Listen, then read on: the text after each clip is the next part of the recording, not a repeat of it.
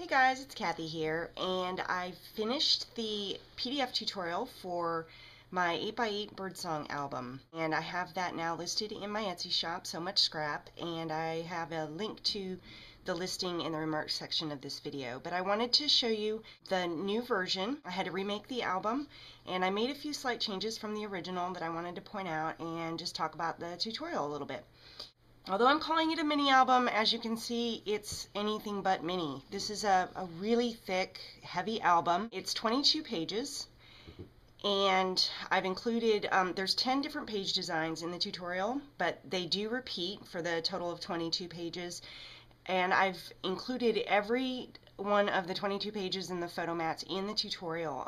There were some slight changes to embellishments and things, so I wanted to make sure that all of the photos for every page was in here, and so you could just easily go through step by step and create the whole thing if you wanted to. I do know that this paper is getting a little difficult to find. I've had a few questions about how much paper went into this, and there was a lot of the graphic 45 paper that I used in this.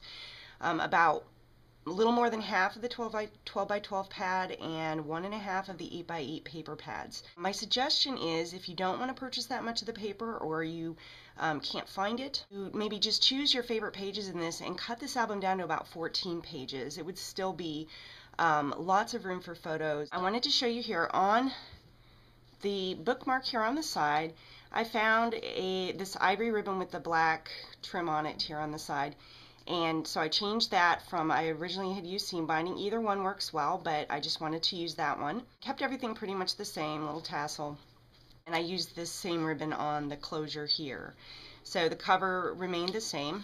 I'm not going to go through all the features in the album. There is a video of the original album, and there's only like one page in here that's slightly different embellishment-wise, and that's just because I didn't have any more of a particular, I think it was a sticker that I had used. So I changed it up just to show you that you could make some adjustments to things and how that would look. So anyway, now this is, since it's 22 pages, the original album that I made, I had not developed my binding method yet.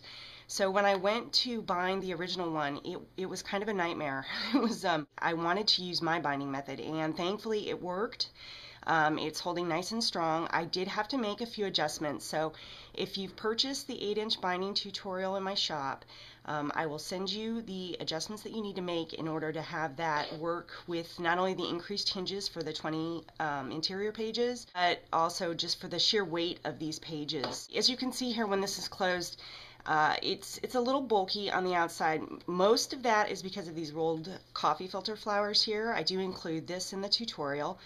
If you don't want to use such a bulky thing on the first and the last page in the album, then you can cut some of the images from the papers instead, and that would make the album close a little flatter if that's what you prefer. So as you can see, and I'm not going to pull out every tag in the album, but let me set this aside. On these tags, they all have these hand-cut images from the papers. So I've shown the front and back photos of every single photo mat in here so that you can see which ones I used, if you want to do it that way or not. And we'll just go through this. So everything pretty much stayed the same in here.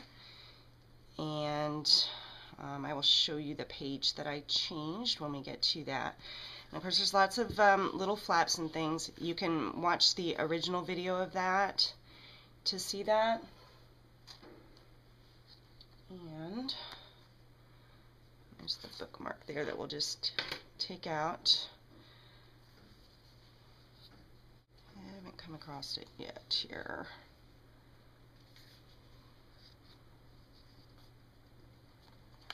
And here it is.